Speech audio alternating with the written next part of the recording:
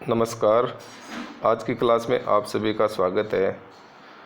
आज हम साझेदार के अवकाश ग्रहण करने वाले अध्याय में संयुक्त जीवन बीमा पॉलिसी के समायोजन वाला टॉपिक पढ़ने वाले हैं। हमने अपनी पिछली कक्षाओं में संयुक्त जीवन बीमा पॉलिसी को जब प्रीमियम को विनियोग माना जाता है, प्रीमियम को व्यापारिक व्यय माना जाता है, तो किस प्रकार से फर्म के लेखा पुस्तकों में संयुक्त जीवन बीमा पॉलिसी का समायोजन व लेखांकन किया जाता है का अध्ययन कर लिया है। तो आप उन क्लास के वीडियो को ज़रूर देखें, उनके लिंक हैं वो नीचे डिस्क्रिप्शन में मिल जाएंगे। आज की क्लास में हम संयुक्त जीवन बीमा पॉलिसी का समायोजन फर्म की लेखा पुस्तकों में करेंगे जब प्रीमियम को विनियोग माना जाता हो तथा उतनी ही राशि से संचय का निर्माण किया जाता हो।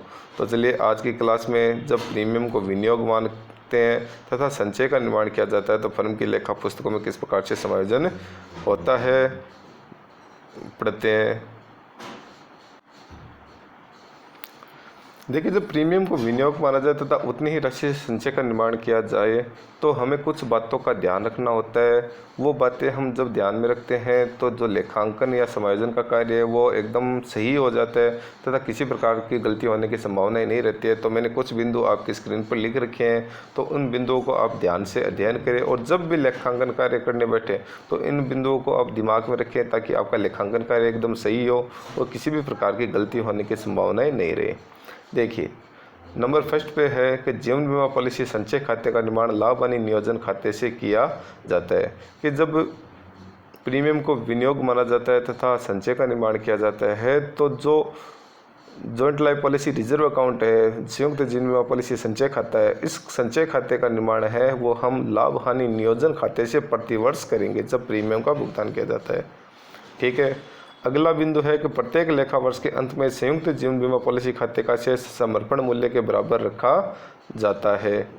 तो जब हम संयुक्त जीवन बीमा पॉलिसी खाता बनाते हैं, जॉइंट लाइफ पॉलिसी अकाउंट बनाते हैं, तो उस जॉइंट लाइफ पॉलिसी खाते में प्रति वर्ष जो अंतिम शेष हम निकालते हैं, जो बैलेंस शीट निकालते हैं, वो बैलेंस शीट समर्पण मूल्य सरेंडर वैल्यू के बराबर होगा। ये आपको ध्यान रखना है।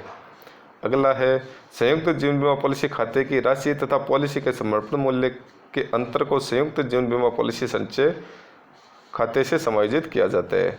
देखिए, इस विधि के अंतर्गत जब हम संयुक्त जीवन बीमा पॉलिसी खाता जॉइंट लाइफ पॉलिसी अकाउंट बनाते हैं तो इस जॉइंट लाइफ पॉलिसी खाते की राशि तथा जो पॉलिसी का समर्पण मूल्य है उसका अंतर है वो joint life policy reserve account में ट्रांसफ़र किया जाता है, समायोजित किया जाता है। जब हमने दूसरी विधि का अध्ययन किया था पिछली कक्षा में तो उसमें हमने देखा था कि जब प्रीमियम को विनियोग माना जाता है और ऐसी स्थिति में जॉइंट लाइफ पॉलिसी अकाउंट बनाया जाता है तो जो पॉलिसी खाते की राशि है तथा जो समर्पण मूल्य उसका अंतर है वो लाभ हानि खाते में हम समायोजित ट्रांसफ़र करते थे।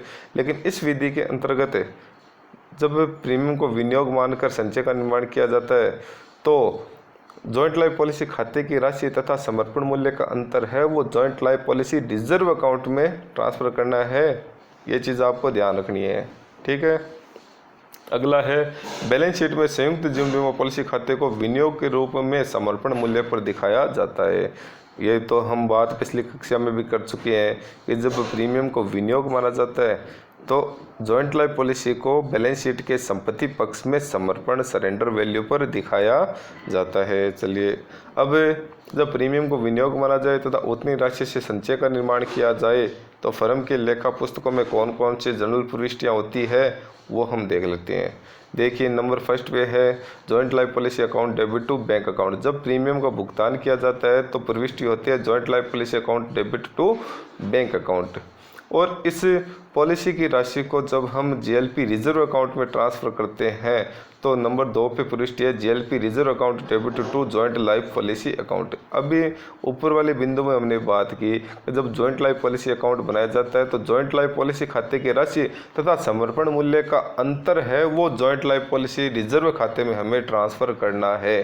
तो आपको ये बात विशेष रूप से ध्यान रखनी है कि joint life policy reserve account में हम जॉइंट लाइफ पॉलिसी खाते की राशि और समर्पण मूल्य के अंतर को ट्रांसफ़र करेंगे। ठीक है, नोट लगा के मैंने लिख भी दिया नीचे। नंबर 3 बिंदु है profit and loss appropriation account debit to GLP reserve account, यानी कि जो जीएलपी रिजर्व अकाउंट है, joint life policy reserve account है, वो हमने ऊपर बात की कि प्रतिवर्ष है वो लाभ हानि नियोजन खाते से बनेगा। किस खाते से? लाभ हानि नियोजन profit and loss appropriation account से बनाया जाएगा। तो उसके लिए प्रविष्टि होती है profit and loss appropriation account debit to GLP reserve account. लेकिन आपको एक बात ये ध्यान रखनी है कि जो हम जीएलपी रिजर्व अकाउंट बनाएंगे प्रॉफिट एंड लॉस एप्रोप्रिएशन से, वो चुकाई गई पूरी प्रीमियम राशि से बनाएंगे। चुकाई गई पूरी प्रीमियम राशि से हम बनाएंगे। तो मान लेते हैं कि जो भी प्रीमियम राशि होगी तो प्रविष्टि क्या होती है? Profit and loss appropriation account debit to GLP reserve account, पूरी प्रीमियम राशि से इसका निर्माण किया जाता है जीएलपी रिजर्व का। ठीक है। अब साझेदार की मृत्यु हो जाती है किसी भी साझेदार की, तो बीमा कंपनी से जो पॉलिसी की राशि देय होती है तो उस समय प्रविष्टि क्या होती है? Insurance company account debit to joint life policy account. और बीमा कंपनी से पैसे प्राप्त होने की प्रविष्टि है वो 5 नंबर प्रविष्टि होती है bank account debit to insurance company account. तो बीमा कंपनी से हमें पैसे प्राप्त हो गए। हमने पिछली कक्षाओं में भी अध्ययन कर लिया है कि जब बीमा कंपनी से पॉलिसी की राशि प्राप्त होती है तो उस पॉलिसी की राशि को सभी साझेदारों में लाभ हानि अनुपात में हम बांट देते हैं। अगला 6 नंबर बिंदु है कि जीएलपी रिजर्व खाते को बंद करने पर, जब किसी साझेदार की मृत्यु हो जाती है और जीएलपी रिजर्व खाते का जो शेष है वो हमेशा आपको ध्यान रखना है कि जो पॉलिसी का समर्पण मूल्य उसके बराबर ही होता है। जीएलपी रिजर्व खाते का जो शेष है वो पॉलिसी के समर्पण मूल्य के बराबर ही होता है। तो इस जीएलपी रिजर्व खाते को बंद हम जीएलपी खाते से करेंगे और प्रविष्टि होगी GLP reserve account debit to joint life policy account. ठीक है। तो जॉइंट लाइफ पॉलिसी रिजर्व खाते का जो शेष होगा वो किसके बराबर होगा? पॉलिसी के समर्पण मूल्य के बराबर होगा। और इसको बंद करने के लिए प्रविष्टि क्या करेंगे? GLP reserve account debit to joint life policy account, ये जॉइंट लाइफ पॉलिसी खाते से बंद होगा। प्राप्त पॉलिसी की राशि सभी साझेदारों में बांटने में, तो joint life policy account debit to all partners capital account, लाभ विभाजन अनुपात में सभी साझेदारों में हम बांट देंगे। तो जब प्रीमियम को विनियोग माना जाता हो तथा उतनी ही राशि से संचय का निर्माण किया जाता हो तो ये सभी प्रविष्टियां हम फर्म की लेखा पुस्तकों में करते हैं। चलिए एक सवाल देखते हैं। देखिए आपकी स्क्रीन पर सवाल दिया गया है कि ए, बी व सी एक फर्म में 3:2:1 के अनुपात में लाभ हानि बांटते हुए साझेदार है। फर्म ने उनके जीवन पर 60,000 की संयुक्त जीवन बीमा पॉलिसी 1 अप्रैल 2013 को ली। पॉलिसी पर प्रतिवर्ष 5,000 प्रीमियम चुकाया जाता है। बी की मृत्यु 5 अप्रैल 2016 को हुई तथा 8 अप्रैल 2016 को पॉलिसी की राशि प्राप्त हो गई। पॉलिसी का समर्पण मूल्य इस प्रकार था: 31 मार्च 2014 को 0, 31 मार्च 2015 को 2,000, 31 मार्च 2016 को 4,000। यदि बीमा प्रीमियम को विनियोग माना जाता है तथा संयुक्त जीवन बीमा पॉलिसी संचय खाते का निर्माण किया जाता है तो फर्म की पुस्तकों में आवश्यक खाते बनाइए। देखिए कि जब प्रीमियम को विनियोग माना जाता है तथा संचय का निर्माण किया जाता है तो हम लेखा पुस्तकों में 2 खाते बनाएंगे, एक तो जॉइंट लाइफ पॉलिसी अकाउंट, एक joint life policy reserve account. 2 खाते हम बनाएंगे। तो पहले हम जॉइंट लाइफ पॉलिसी अकाउंट बनाते हैं। तो चलिए आपके सामने स्क्रीन पर जॉइंट लाइफ पॉलिसी अकाउंट दिया गया है। पॉलिसी हमने कब ली? 1 अप्रैल 2013 को ली। तो जॉइंट लाइफ पॉलिसी के डेबिट साइड में जब प्रीमियम का भुगतान करेंगे तो 2013 अप्रैल 1 टू बैंक अकाउंट। ठीक है। अब मैंने कहा ऊपर नियमों में हमने पढ़ा कि जॉइंट लाइफ पॉलिसी खाते की राशि तथा पॉलिसी का समर्पण मूल्य का अंतर है वो हम जीएलपी रिजर्व अकाउंट में ट्रांसफ़र करेंगे। किसमें? जीएलपी रिजर्व अकाउंट में ट्रांसफर करेंगे। पिछली विधि जब हमने अध्ययन की उस विधि में हमने देखा था कि जब प्रीमियम को विनियोग माना जाता है तो पॉलिसी खाते की राशि और समर्पण मूल्य का अंतर हम प्रॉफिट एंड लॉस खाते में ट्रांसफ़र कर रहे थे। लेकिन आज इस विधि में जब प्रीमियम को विनियोग मानते हुए संचय का निर्माण किया जाता है तो जो अंतर की राशि है वो जीएलपी रिजर्व खाते में हमें ट्रांसफ़र करनी है। तो 31 मार्च 2014 को जो पॉलिसी का समर्पण मूल्य है वो 0 है। तो जो चुकाई गई प्रीमियम की राशि पूरी की पूरी राशि हम जीएलपी रिजर्व अकाउंट में ट्रांसफ़र कर देते हैं। तो 2014 क्रेडिट साइज में मार्च 31 बाई जीएलपी रिजर्व अकाउंट 5,000 रुपये। ठीक है। फिर 2014 अप्रैल 1 को फिर प्रीमियम चुकाएंगे तो डेबिट साइड में 2014 अप्रैल 1 टू बैंक अकाउंट 5,000 रुपये। अब साल के अंत में जब इसको ट्रांसफ़र करना है उससे पहले हम इसका समर्पण मूल्य देख लेते हैं। तो ऊपर प्रश्न में दिया गया है, देखिए कि 31 मार्च 2015 को समर्पण मूल्य 2000 रुपये। कितना?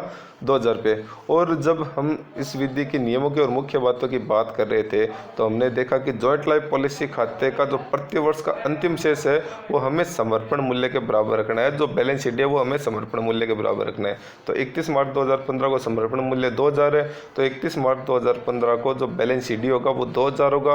अंतर की राशि है वो जेएलपी रिजर्व अकाउंट में ट्रांसफर होगी। तो देखिए 2015 क्रेडिट साइड में मार्च 31 बाई बैलेंस शीट 2000 रुपये, और जो अंतर की राशि 3000 रुपये की वो बाई जेएलपी रिजर्व अकाउंट में ट्रांसफर हो जाएगी 3000 रुपये। ठीक है। फिर डेबिट साइड में 2015 अप्रैल 1 को बैलेंस आगे ले आएंगे, टू बैलेंस बीडी 2000 रुपये। फिर प्रीमियम का भुगतान करेंगे टू बैंक अकाउंट 5000 रुपये। ठीक है। अब साल के अंत में जब हमें जेएलपी रिजर्व अकाउंट में राशि ट्रांसफर करनी है उससे पहले हम समर्पण मूल्य देख लेते हैं। तो प्रश्न में दिया गया है कि 31 मार्च 2016 को पॉलिसी का समर्पण मूल्य 4000 रुपये है। तो समर्पण मूल्य को बाई बैलेंस शीट डी हमने लिख दिया मार्च 31 2016 को बाई बैलेंस शीट डी 4000 रुपये। और डेबिट साइड की जोड़ हो गई 2 5 और 2 7000, 7000 में से 4000 रुपये बैलेंस शीट डी घटाने पर 3000 रुपये वो हम बाई जेएलपी रिजर्व अकाउंट में ट्रांसफ़र कर देते हैं 3000 रुपये। ठीक है। अब बैलेंस शीट 4000 है, इसको फिर आगे ले आते हैं। डेबिट साइड में 2016 अप्रैल 1 टू बैलेंस बीडी 4000 रुपये। 1 अप्रैल को प्रीमियम का भुगतान किया टू बैंक अकाउंट 5000 रुपये। अब 5 अप्रैल को बी की मृत्यु हो जाती है और बीमा कंपनी से राशि जब प्राप्त होती है, देय होती है, तो इसकी पुष्टि हम क्रेडिट साइड में कर देते हैं 2016 अप्रैल 5 बाई इंश्योरेंस कंपनी 60,000 रुपये। ठीक है। अब जब हमने ऊपर प्रविष्टियाँ की अध्ययन किया और प्रविष्टियों का अध्ययन करते समय हमने एक बात देखी कि जब किसी साझेदार की मृत्यु हो जाती है और मृत्यु के समय जो joint life policy reserve account का जो भी बैलेंस है वो बैलेंस समर्पण मूल्य के बराबर होता है और उसको हम जॉइंट लाइफ पॉलिसी खाते से बंद करेंगे। तो प्रविष्टि हमने ऊपर क्या देखी थी? Joint life policy reserve account debit to joint life policy account. तो मृत्यु के समय हमारे पास जो समर्पण मूल्य है 1 अप्रैल को, वो पॉलिसी का समर्पण मूल्य कितना है? 4000 रुपये। कितना है? 4000 रुपये। तो इस 4000 रुपये को हम जब जॉइंट लाइफ पॉलिसी अकाउंट में प्रविष्ट करेंगे या joint life policy reserve account को बंद करने की पुष्टि के हिसाब से लेखा करेंगे तो इसको क्रेडिट साइड में अप्रैल 8 को by joint life policy reserve account 4000 रुपये लिख देंगे। ठीक है। अब क्रेडिट साइड की जोड़ हो गई 60,000 प्लस 4,000 64,000 और डेबिट साइड में बैलेंस बीडी 4,000 और बैंक के 5,000 रुपये हो गए। तो घटाने पर रुपये हो गए कितने? 64 में से 4 गया 60 में से 5 गया 55,000 रुपये को हम डेबिट साइड में 8 अप्रैल को बांट देंगे to A's capital, to B's capital, to C's capital. ABC के लाभ विभाजन अनुपात में, और ABC का लाभ विभाजन अनुपात है 3:2:1। तो इस प्रकार से जब प्रीमियम को विनियोग मानते हैं तथा संयुक्त जीवन बीमा पॉलिसी रिजर्व खाते का निर्माण किया जाता है तो जॉइंट लाइफ पॉलिसी खाता बनता है। अब दूसरा खाता है joint life policy reserve account, संयुक्त जीवन बीमा पॉलिसी संचय खाता। तो उसका निर्माण किस प्रकार से होगा, चलिए देखते हैं। देखिए joint life policy reserve account का निर्माण है वो प्रॉफिट एंड लॉस एप्रोप्रिएशन लाभ यानी नियोजन खाते से प्रतिवर्ष किया जाना है और पूरी प्रीमियम राशि से किया जाना है। इसके साथ ही मैंने आपको बताया कि joint life policy reserve account का जो अंतिम शेष है वो पॉलिसी के समर्पण मूल्य के बराबर होगा और जब साझेदार की मृत्यु होगी तो joint life policy reserve account को हम जॉइंट लाइफ पॉलिसी खाते में से बंद कर देंगे। ठीक है। तो सबसे पहले देखिए कि 2014 मार्च 31 क्रेडिट साइड में by profit and loss appropriation account 5000 रुपये और डेबिट साइड में 2014 मार्च 31 टू GLP अकाउंट 5000 रुपये और ये खाता बंद हो गया। फिर 2015 मार्च 31 by profit and loss appropriation से हमने joint life policy reserve account का निर्माण किया 5000 रुपये से जॉइंट लाइफ पॉलिसी खाते में। डेबिट साइड में 2015 मार्च 31 हमने कितने ट्रांसफ़र किए टू GLP 3000 रुपये और जॉइंट लाइफ पॉलिसी का जो अंतिम शेष है वो समर्पण मूल्य के बराबर होगा तो हमने टू बैलेंस शीट 2000 रुपये कर दिया। अब 2000 रुपये को हम आगे ले आएंगे 2015 अप्रैल 1 क्रेडिट साइड में बाई बैलेंस बीडी 2000 रुपये। फिर जो प्रीमियम की पूरी राशि है वो क्रेडिट साइड में by profit and loss appropriation के नाम से हम लिखते हैं 5000 रुपये। क्यों? क्योंकि joint life policy reserve account का निर्माण है वो प्रॉफिट एंड लॉस एप्रोप्रिएशन से किया जाना है, और मैंने कहा कि पूरी प्रीमियम की राशि से हम इसका निर्माण करते हैं, तो by profit and loss appropriation 5,000 रुपये हमने लिख दिया। अब कि जो 31 मार्च 2016 को पॉलिसी का समर्पण मूल्य है वो 4,000 रुपये, तो हमने डेबिट साइड में 2016 मार्च 31 को टू बैलेंस शीट दी 4,000 रुपये, और जो अंतर की राशि है वो JLP खाते में ट्रांसफ़र कर दी 3,000 रुपये। ठीक है।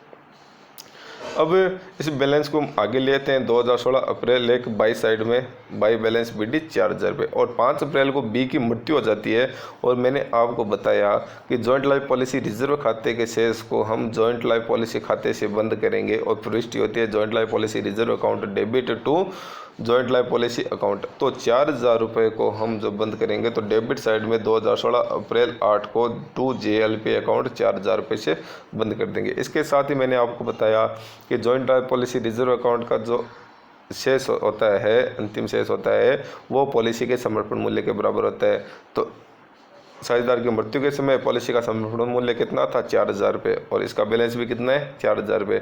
इस 4,000 को हम जॉइंट लाइफ पॉलिसी खाते से बंद करेंगे, तो जॉइंट लाइफ पॉलिसी के क्रेडिट साइड में हमने प्रविष्टि की थी, तो बाई JLP रिजर्व अकाउंट 4,000 रुपये से।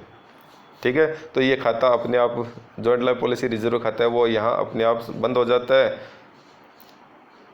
और इस प्रकार से हम फर्म के लेखा पुस्तकों में जो प्रीमियम को विनियोग मानते हुए संयुक्त जीवन बीमा पॉलिसी संचय खाते का निर्माण किया जाता है, तो खाते तैयार करते हैं और फर्म के लेखा पुस्तकों में खाते बनाते हैं। तो आशा करता हूँ कि आज के जो सवाल है वो आपके समझ में आया होगा। यदि आपको कोई प्रश्न पूछना है तो आप कमेंट करके पूछ सकते हैं। आप मेहनत करें ताकि आपके अच्छे अंक प्राप्त हो। किसी भी प्रकार की समस्या हो तो आप मुझसे पूछ सकते हैं। ये वीडियो आप अपने साथियों के साथ शेयर करें ताकि उनको भी ज़्यादा से ज़्यादा फ़ायदा हो। धन्यवाद।